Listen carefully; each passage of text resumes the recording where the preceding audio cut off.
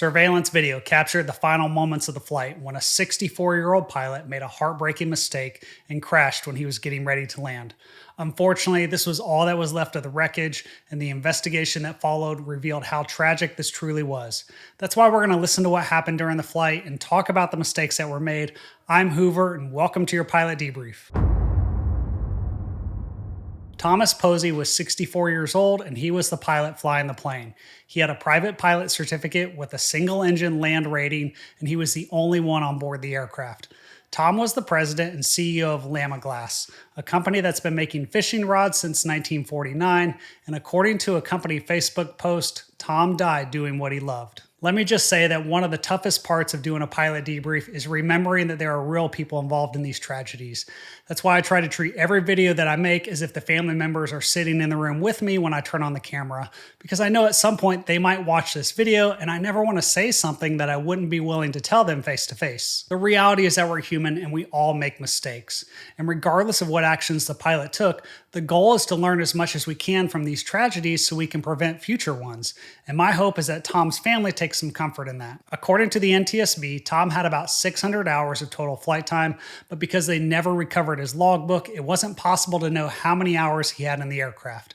My guess is that he had a decent amount of experience because when you look up the aircraft registration, you can see that Tom most likely purchased this aircraft around March of 2020, over 2 years prior to the crash. In order to learn a little bit more about Tom, the NTSB interviewed one of his good friends who was also his flight instructor. That instructor was an airline transport pilot with over 3,500 hours of flight time, and he had known Tom for over 40 years.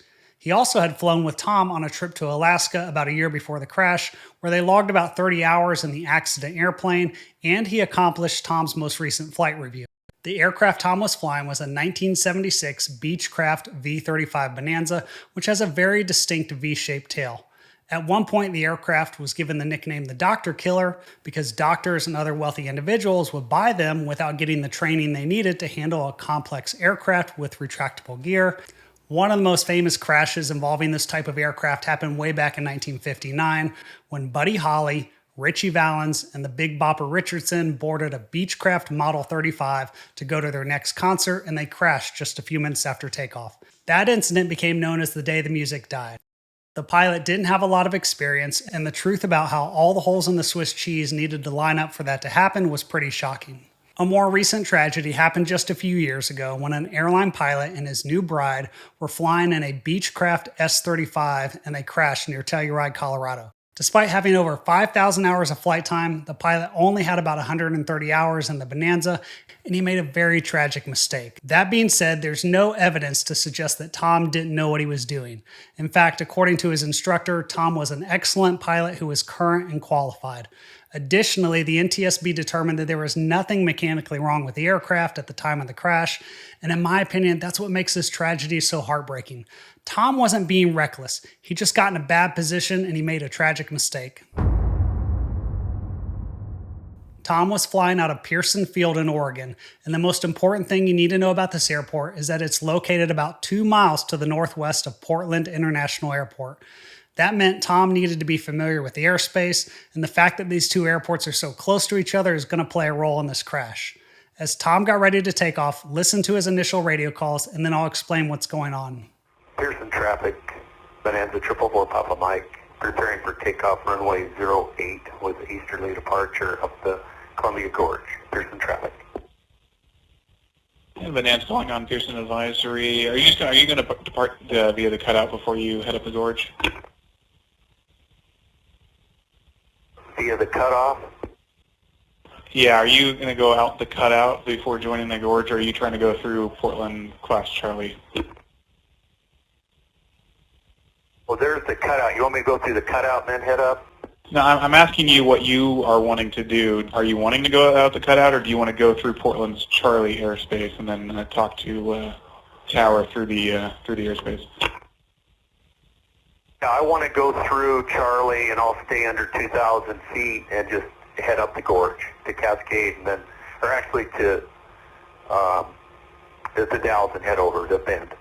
The first thing you need to know is that Pearson Field is an uncontrolled airport, and that means Tom doesn't need permission to take off or land. He's making all of those radio calls on an advisory frequency just in case there's other aircraft coming into or departing from Pearson. However, the Portland Tower monitors that frequency because Tom needs their permission if he wants to fly through their airspace. The magenta rings on this chart show that the Class Charlie airspace around the Portland airport goes from the surface up to 4,000 feet. But then you have this little cutout for the Pearson airport, which is what the controller was referring to. If Tom wanted to take off without talking to the Portland Tower, he could just stay below 1,100 feet within the cutout and depart to the north until he got clear of the airspace. We don't know what Tom's original destination was, but he wanted to depart to the east, and that's why he needed to talk to the controller to get permission to go through the Class Charlie airspace. Basically, Tom is doing everything right so far, and he got airborne a few minutes later and contacted the tower and listened to what happened next. Bonanza 4, Papa Mike. Can you recycle the transponder? It just seems to, it's not appearing appearing operative at the moment. Okay, I will do. When you say recycle, Does it turn off and then back on? Is that possible? I will do that now. I'm going to circle back. It's a little cloudy here, so I'm going to try a different way. 444 Papa Mike. Or 4 Papa Mike, Roger, just advise of your intentions. I'm going to fly out to Vancouver Lake. I'm going to lose some altitude down below Charlie here, and then see if this clears. 444 Papa Mike. In case you're wondering, the transponder is a device on the aircraft that transmits your position and altitude to air traffic control, and Tom had some problems with it during the flight. Now, I cut out a lot of the radio calls that they made back and forth about it, but I wanted to mention it because it was easily something that could have been a distraction for him, especially as he was trying to figure out what to do about the weather in front of him. The main reason he had to turn around was because he didn't have an instrument rating, and that meant he needed to remain clear of the clouds. That's why I thought he made a great decision, and he explained to the controller exactly what he was doing, and he was being conservative. November 4 Papa Mike, radar contact 3 miles northwest of the Pearson Field. Altitude indicates 1,000. Do you want to continue for the gorge as you had planned? You?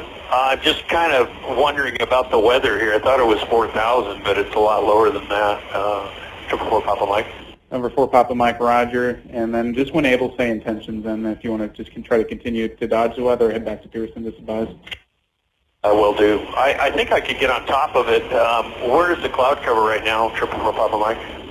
I don't have a report out that far. I can send you over to approach control. They have a little bit wider of a range out that they would be able to tell you probably what the cloud cover is based off of Pyrex if you'd like to go to them for a little bit. Be great. Thank you. Once again, Tom's doing the right thing. The weather was worse than he expected, and he was using the controller to try and find a solution. Don't be afraid to ask for help, and I'll say it again. Fly the aircraft first. Don't put yourself in a bad situation. You need to aviate, navigate, then communicate. The NTSB never provided any information on the clouds or the weather that was forcing Tom to turn around. Instead, they only reported that the lowest weather at Pearson Field was few clouds at 200 feet and the visibility was 1.75 miles. However, the truth is that the visibility was a lot better than that, as you're about to find out, and ultimately the NTSB said that weather was not a factor in this accident. Now, in my opinion, even though the weather didn't cause Tom to crash, I'd argue that if it wasn't for the bad weather, Tom most likely would have continued to his destination and this whole tragedy might not have happened. Tom was told to contact approach control, but he most likely got distracted and he never did. Instead, he stayed on the tower frequency and started heading south. Number 4 Papa Mike, are you still up on Portland Tower? No. I think, what was that again? What was the code again for that tower? Oh, but you're still on Portland Tower. You never switched over to approach control. I see you going southbound over Vancouver Lake. State your intentions. I'm going to land at Pearson. 4 Papa Mike. November 4 Papa Mike, Roger, and you have Pearson in sight, correct? Pearson inside, 444 Papa Mike. November 4 Papa Mike, caution wake turbulence, Portland is still departing to the west. Radar services terminated. Squawk VFR, change to Pearson advisory frequency. Squawking VFR, changing to Pearson advisory. 443, thank you. Tom reported he had the field in sight, and he was over 3 miles away at that point, so we know that the visibility wasn't an issue. He switched over to the advisory frequency, and that meant he wasn't going to be able to hear Portland Tower talking to the airliners taking off or landing at Portland.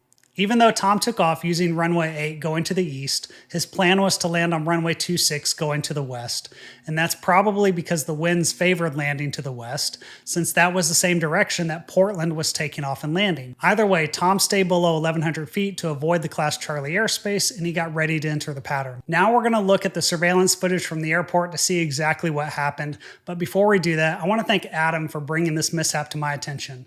If you don't know who Adam is, he runs the Facebook page Aviation Accidents and Incidents, and that's where he shares all the NTSB preliminary and final reports. He also uploads those reports to the Pilot Debrief Discord, and if you want to be a part of the discussion or just be the first to find out when the NTSB reports are available, you should follow his page on Facebook or join the Pilot Debrief Discord, and I've included a link to both in the video description.